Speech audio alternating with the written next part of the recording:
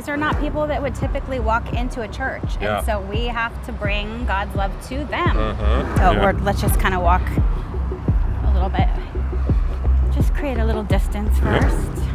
A part of my story I don't talk about as often as I was groomed for child pornography as a child. Wow. It's mind-blowing. This is not where I thought my life would end up. I didn't think I'd live to see 21. Right? Yep.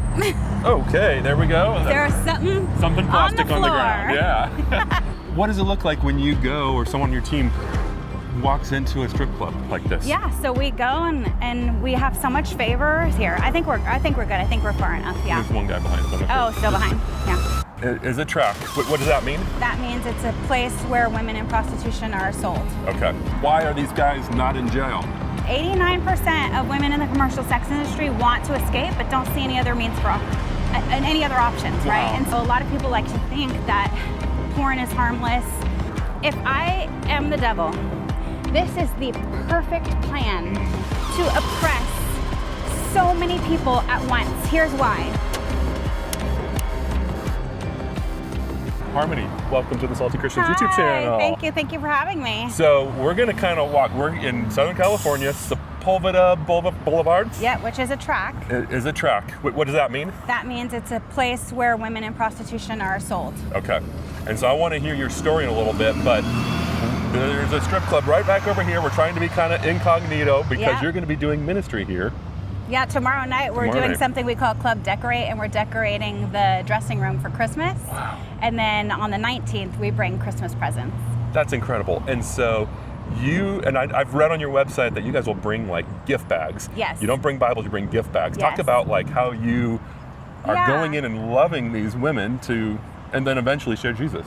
Yeah, I mean, we go into places where these are not people that would typically walk into a church. Yeah. And so we have to bring God's love to them. Uh-huh. And we go in with gift bags with just like lip gloss, jewelry, fun things, and the message that they're loved and purposed.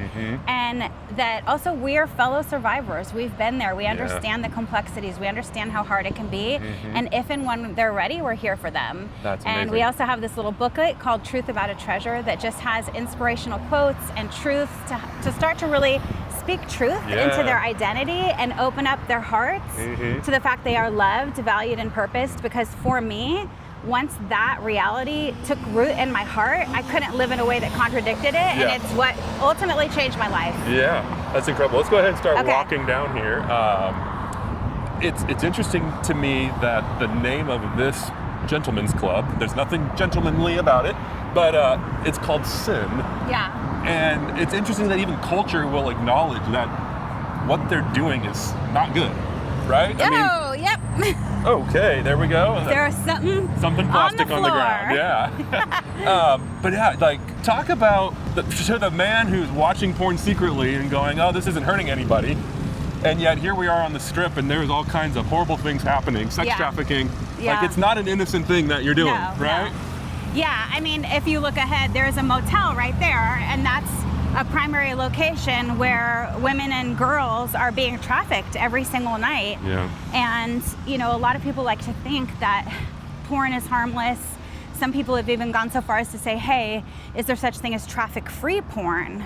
But the truth is, porn fuels trafficking. There's no way to disconnect one from the other. First of all, a lot of people don't understand that 70% of female trafficking victims are trafficked into the commercial sex industry, including legal forms of it, like strip clubs, like porn, massage parlors, legal brothels, online platforms like OnlyFans. Wow.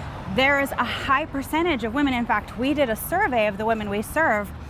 1/3 of the women who have worked in strip clubs identified as victims of trafficking. Wow. And that was only the percentage that recognized their victimization. Yeah. An even higher percentage would say, well, I wasn't trafficked, but I had a pimp when I was 15, which by legal definition, if a minor is, you know, working in the commercial sex industry, it's automatically considered trafficking. You don't have to prove force, fraud, or coercion. So an even higher percentage than that are actually survivors of trafficking. The other thing is a lot of pimps know that they can get more money if they promote someone as a porn star. So oh my goodness. So it's like a marketing tactic. Yes. So they'll have, they'll have their women engaged in porn. A lot of times you can't tell if you're sitting on the other side of the screen if there's consent. You don't know if that person was drugged. You don't know if there's coercion going on behind the scenes. You don't know what kind of threats might have happened to get that person into that situation. There's no such thing, essentially, as traffic-free porn.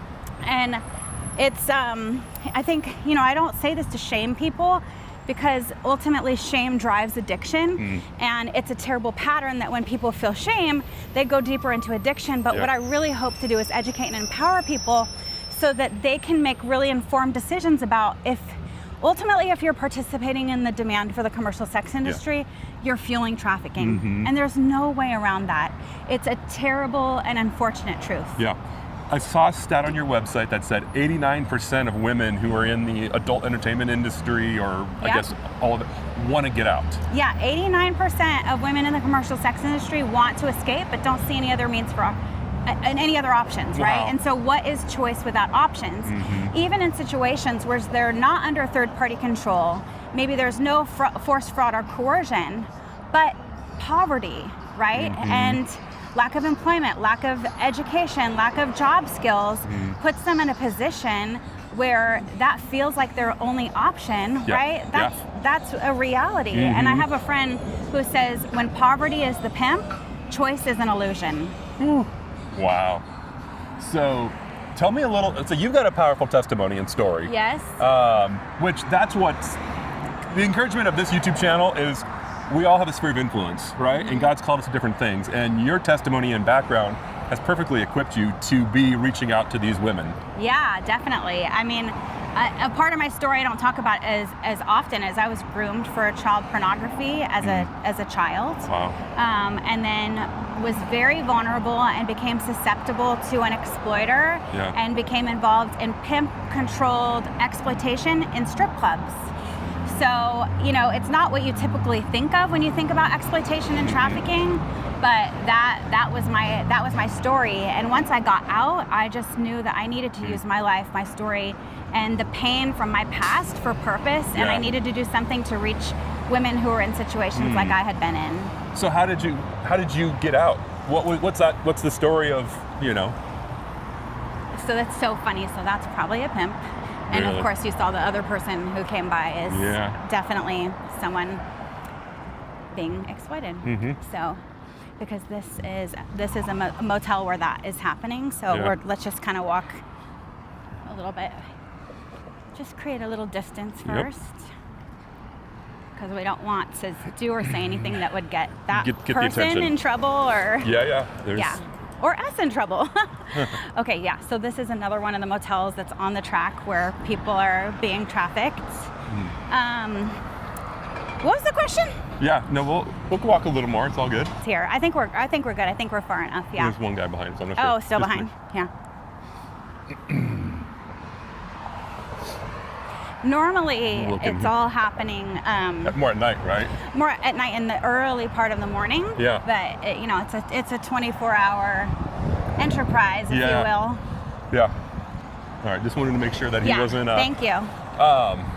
This is definitely a different kind of video. I'm usually been interviewing, people who are making Christian movies and stuff. Totally. You'll have to blur them out. Totally. Okay. I will do that. Yeah, this is a whole new world to me. So, and hopefully, by doing this, it's also going to expose more people, because my goal is to reach Christians on YouTube with my content. Right. Yes. And I want them to know that this is the reality. So, what are some misconceptions or things that Christians don't know about this world? Because it's easy to just go, oh, gross, horrible. How dare women do that? But yet they're victims. I mean, the first is that the commercial sex industry and trafficking are inextricably connected. You see, we were just at a strip club, and there's trafficking happening all around, because those kind of establishments ends up being funnel for prostitution and for various forms of trafficking.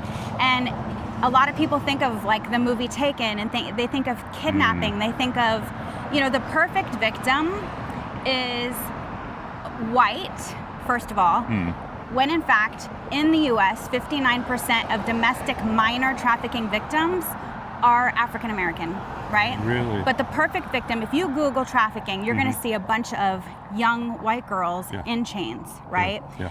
So the misconception is that she's white, she's underage. Consent, like lack of consent, is clear. There's kidnapping, there's force. She escapes at her first chance, right? That's what people think about. What people don't recognize is that often it affects people of color, youth in the foster care system. 70% of trafficking victims in the US are from the foster care system, so it deeply impacts vulnerable youth and vulnerable populations in general. And sometimes consent isn't always so clear, right, or lack of consent, because of the fraud and coercion that traffickers use. Yes, they'll use force. Yes, they use violence and intimidation. But more often than not, there's psychological coercion happening. Like, so for me, I saw my exploiter as my boyfriend because he was a Romeo pimp, right? Romeo pimp. Interesting. Yeah, so that's what happens with a lot of youth, a lot of minors who are trafficked.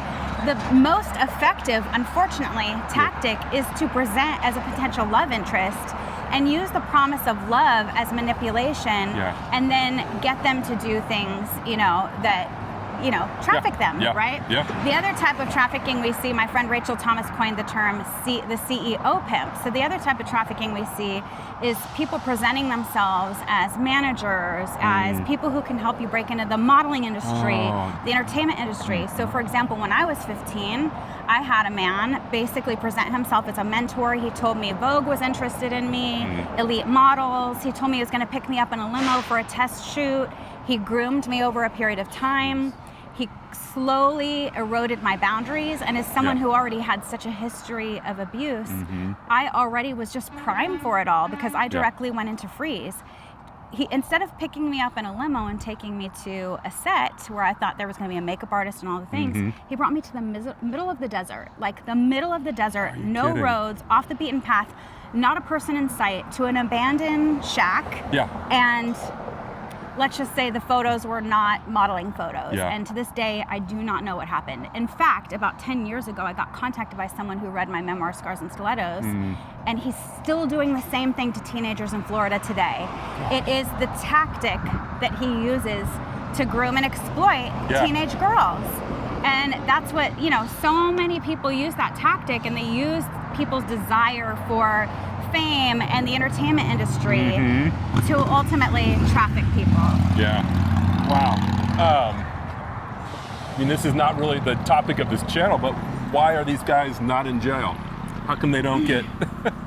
I mean, first of all, when you think about, there's so many reasons, right? Like, number one, the way pimping is set up, there are a lot of precautions that are put in place, like, to keep them more far removed from the crime. Like, for example, if they promote someone in an online platform and then set up a meetup at a hotel, right? And they're kind of like far removed from it, and because of the psychological coercion and the trauma bonds, even when a victim gets discovered, it's very likely that she's not going to immediately say, oh my gosh, yes, I'm being trafficked, please help me, because she's already been conditioned, number one, by fear that she has to protect this person, otherwise she fears for her safety. But then in the case of the Romeo pimping, she feels like she's in love with him and can't live without him, and that really he's got her back. And I don't think, unless you've been in it, right, and I think the closest thing you can compare it to is domestic violence, right? Like in the kind of mindset that you're in to stay so stuck, even when freedom seems like, outside looking in, a person might say, well, why doesn't she just leave, right? Well, first and foremost, she's most at risk when she leaves. She's most at risk for being killed when she tries to leave, right?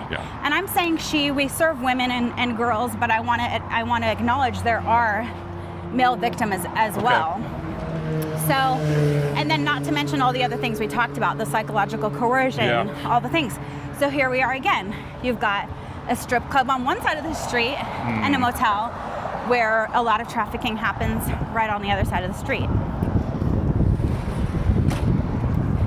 You might want to blur the names of the businesses out too, because if they see I'm like telling about how terrible they are, but I'm going to do outreach. Yeah. That's going to be tricky. And that's interesting because, so what does it look like when you go or someone on your team walks into a strip club like this? Yeah, so we go and we have so much favor. So the clubs, like, they let us go in, decorate the dressing rooms, you know, and we let them know, hey, a lot of us have been in the industry. We're here to let the women know that they're loved and that there's support available if and when they want it. A lot of clubs recognize how much trauma the women have and how much support they need.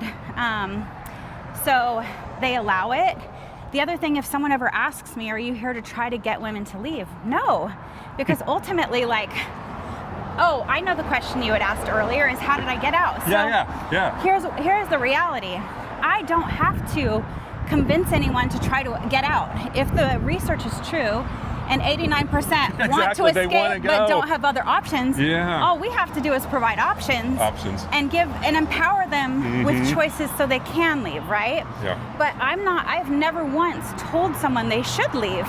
I don't have to. And not only do I not have to, it would not be trauma informed to do so, because at the end of the day, what our job should be is empowering women in their own agency. Yeah. And they can't go from one high control environment to then a ministry who's like, here's what you need to do now, and here are the new rules, right? Yeah. So it's really about empowering them in their own agency. And ultimately what happened for me is a friend reached out to me, loved me unconditionally, and, you know, never judged me. She never forced the Bible on me. She'd invite me to church, but her friendship wasn't contingent on me going. And through her friendship, I saw a woman who had boundaries and a sense of identity and self-respect.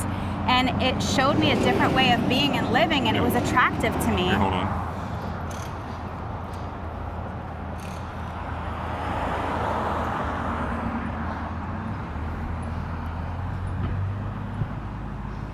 All right. Yeah, and so it showed... The pimp has walked by. I shouldn't say too loud. So it showed me a different way of living and being. And ultimately, I did discover that I am loved and I am valued and I am purposed. And I remember the night that I was standing in the middle of the club, and it hit me, if I was created with a purpose, this can't be it. Surely this cannot be what I was put on this earth to do. And it was from that place of internal heart transformation that I began to make changes in my life. That's amazing. Yeah. And then birth treasures. Birth treasures. And, wow. We've talked about the problem. You guys are part of the solution. You're sharing Jesus in unique ways.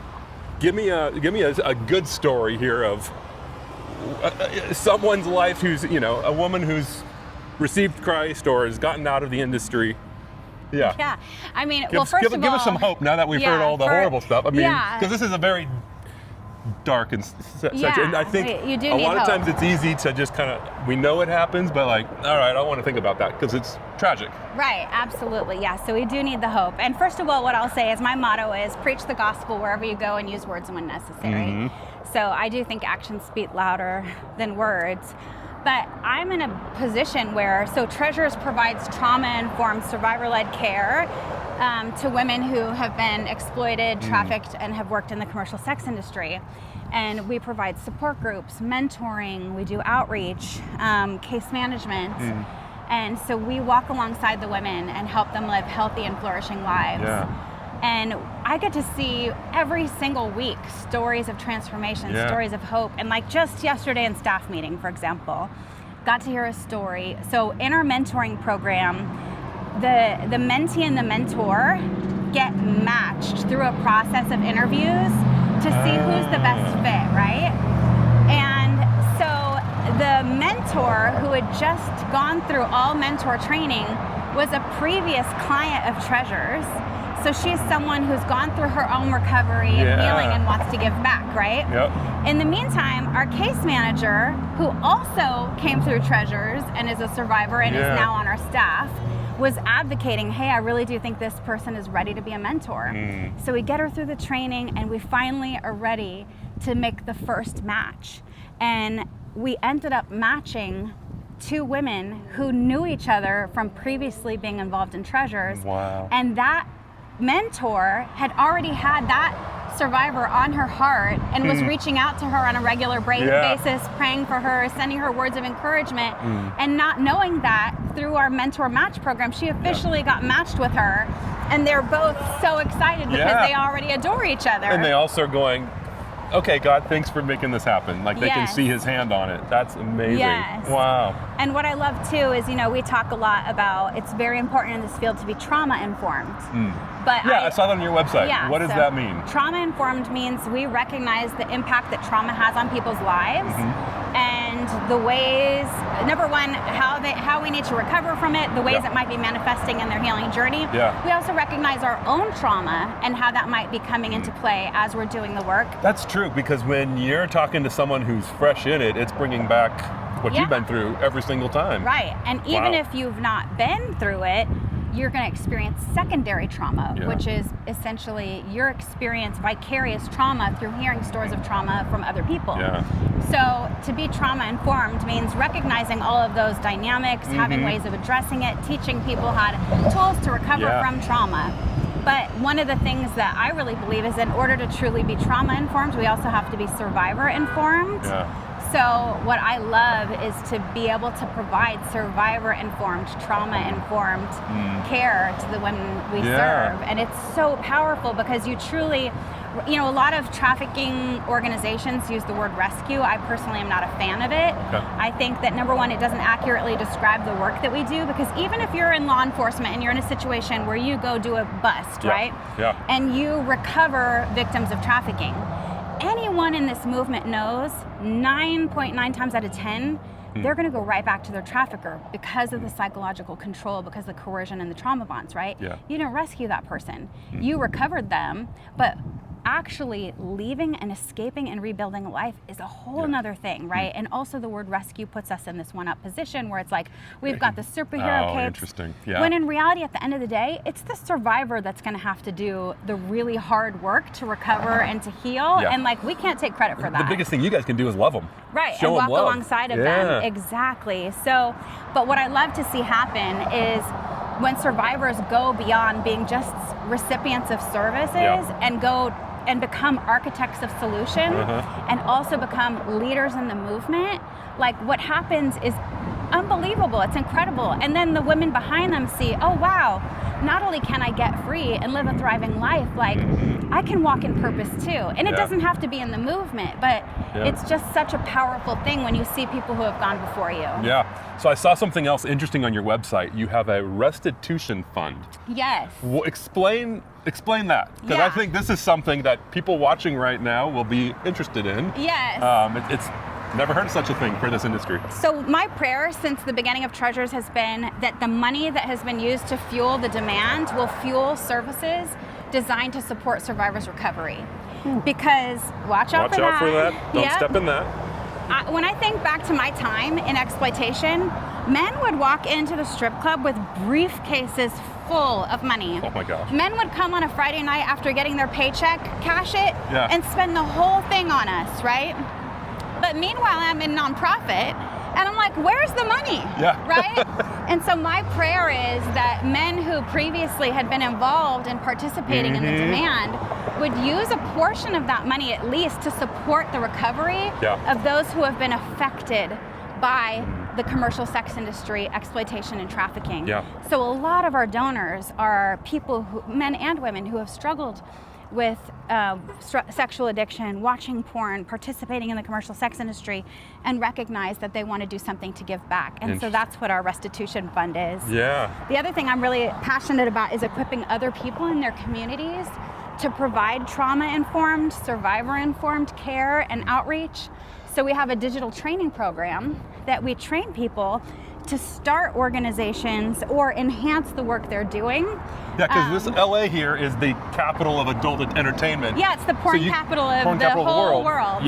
But this is happening, especially in the day of OnlyFans, right? It's happening everywhere. There's, at one point, 90% of all legal porn was filmed, manufactured, and or distributed right here out of the San Fernando Valley. You're an expert in this field, and if someone in their local city, wherever it might be, wants to create a ministry like this and have a passion for it, you're providing the resources. That's really cool. And it's like ministry in a box. We give them everything from the ground up. we also have trainings for allies and service providers, those who are already doing the work. We have trainings for people in faith-based settings, non-faith-based settings. We've trained people in like over 140 cities on 6 continents. So I'm really, because it's beautiful to see then work is being done all over the world. Like I was just at a conference and got to connect with people in South Sudan, in Jamaica, in the Philippines, who are all have been trained by treasures and are using our new Free to Thrive curriculum to serve the women in their communities. Wow. So it's mind-blowing. This is not where I thought my life would end up. I didn't think I'd live to see 21, but I'm so thankful for God's redemption. You're helping many other women see past 21. Yes, helping a lot of people see past 21. So because this is the Salty Christians YouTube channel, I always like to ask people, either share a story or testimony when God's used you to be salt and light, or what advice, and I think this is going to be an interesting thing. A lot of Christians want to share their faith naturally, but they might work in a dark place or a non-Christian place. Yeah. What advice do you have for someone who's like, yeah, I want to share my faith, but how? How do I do it naturally? Yeah, I think one of the biggest mistakes that I see Christians make is they want to go and minister and share their faith and share their testimony without any relationship or rapport. Yeah. So I would say what the person who reached out to me, what she did well and what we train people in, is she loved me right where I was at. She didn't preach to me. It actually took, I would say, 6 months before she told me her story.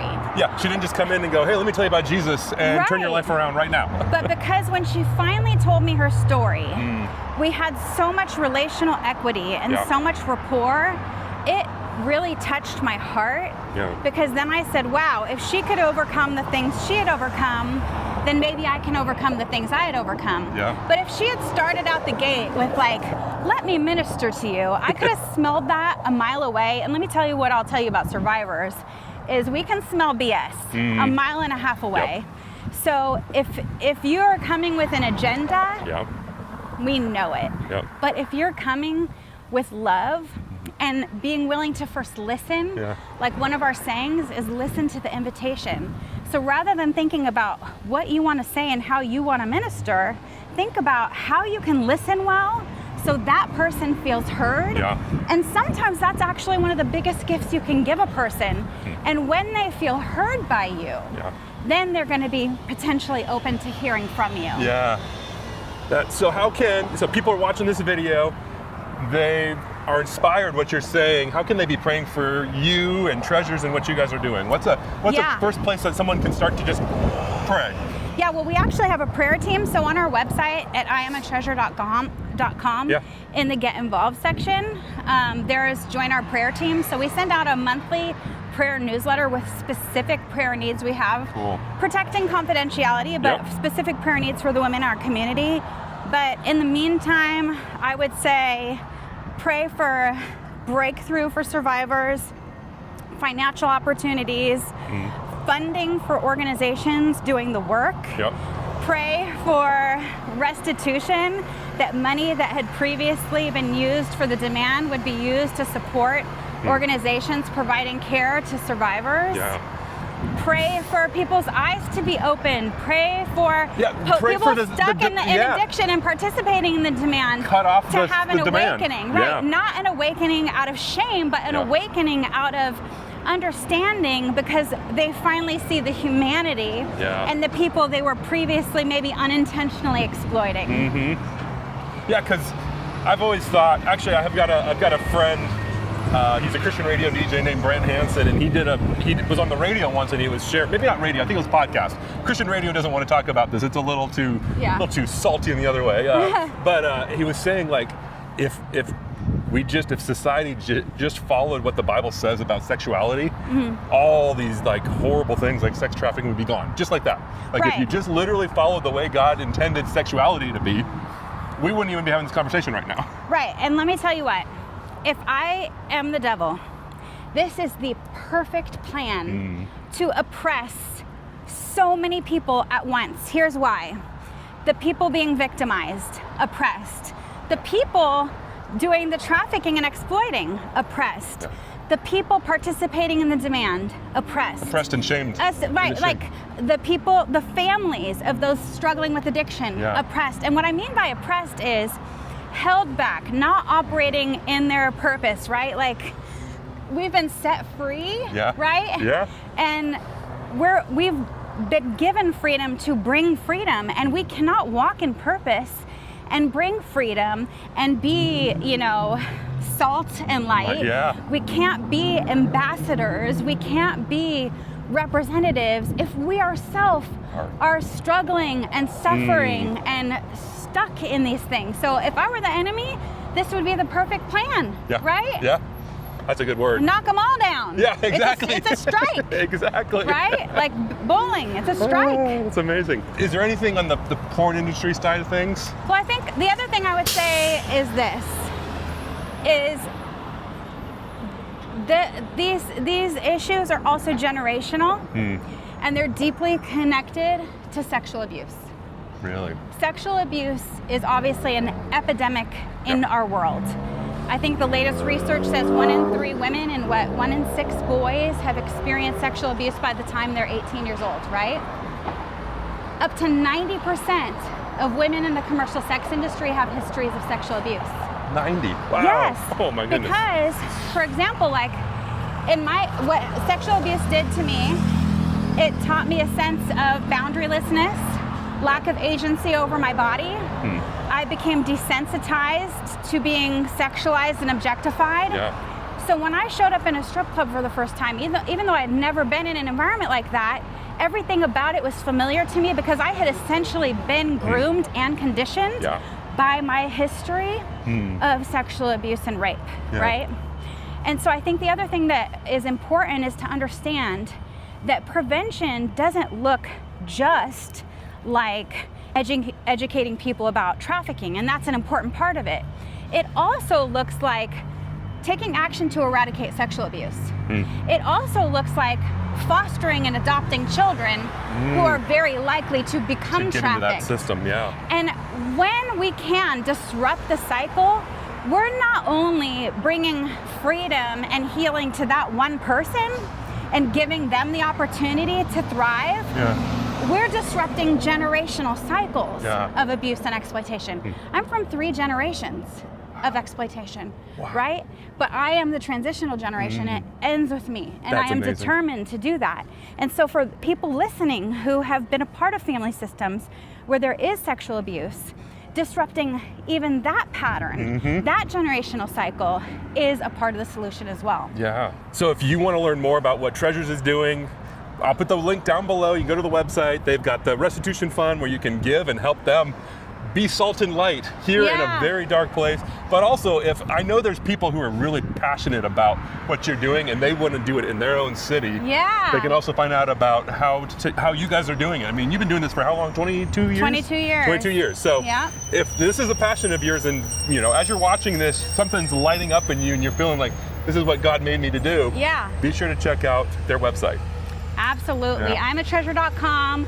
We've got a resource section, a training section. We've got free webinars. We've got paid trainings. We've got everything because I'm so passionate about equipping people. That's what I love about this YouTube channel is getting to meet people who they light up when they talk about what they're doing. And it's because, I mean, and you even said it, a lot of the best stories are people who are doing it out of their pain. Out of lived experience. Lived experience. And then they go, God gets a hold of their life and they go, okay, it stops here. I am uniquely equipped. I would say it's sphere of influence. We all have a sphere of influence to share our faith. Right. And sometimes that's the really bold proclaiming, and sometimes that's decorating a stripper's dressing room during Christmas. Yeah. Well, we don't say stripper. Okay. Oh, sorry. We say, that's okay. We say a woman working in a strip club because if we call her a stripper, we're labeling her by her. That's not her identity. Yeah. But, I actually love that you said that because like language really shapes mindset, right? Yeah. Language matters, which is part of what our training is about. Interesting. We cover that in our training. Well, and it's very common, like even for people with a heart for this, to not know what language to use. But language can even shape legislation. you think about decades ago or even a decade ago, we would call someone a child prostitute. But there's no such thing as a child prostitute, only children who have been sexually exploited and trafficked. So language matters, yeah. The other thing I would say is, you know, myself and Treasures, we do a lot of educational content on social media. So it'd be good to follow us. On Instagram? On Instagram. I'll put that link below too. I'm on Instagram, Facebook, TikTok, and even sharing educational videos is a way that you can help in your sphere of influence spread awareness. Good, I think we covered it. I love it.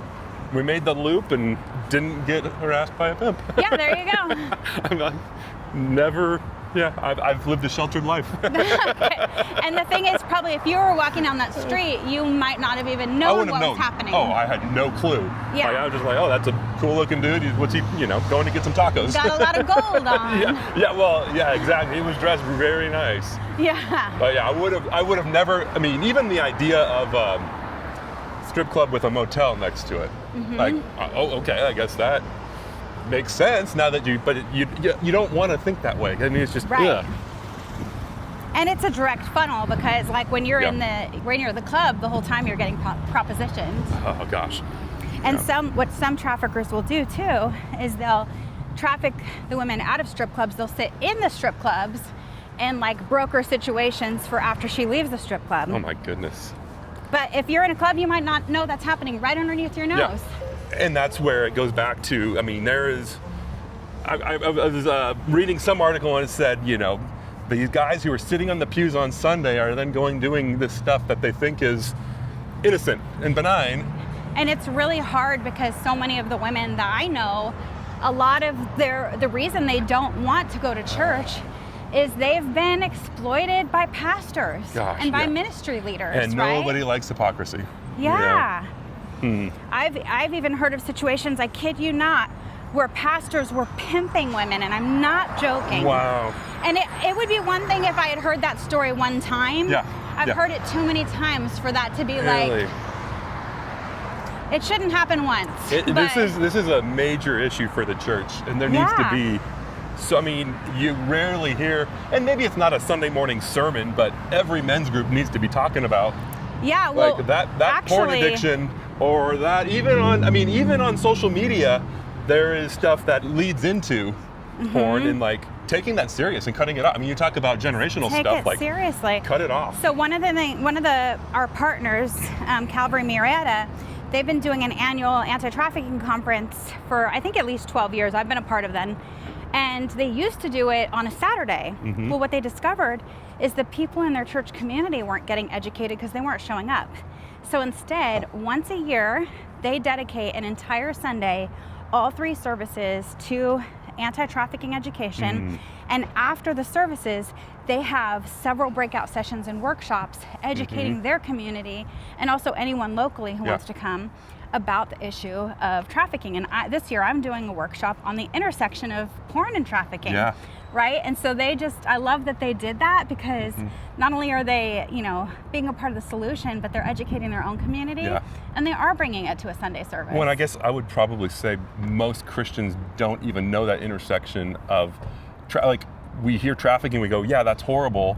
And then, but yet, I don't know the latest stats, but I know that porn consumption amongst Christians and non-Christians is about the same, right? I mean, I don't think there's much difference. It's definitely the same. And not to mention that, not only is porn funneling people are being trafficked into porn is also fueling traffic because traffickers use porn to groom trafficking victims. So you can't separate them. Well, thank you so much. Thank you. And go check out their website and learn more about the incredible ministry what they're doing here in Southern California. God bless you. Thank you for taking time to listen.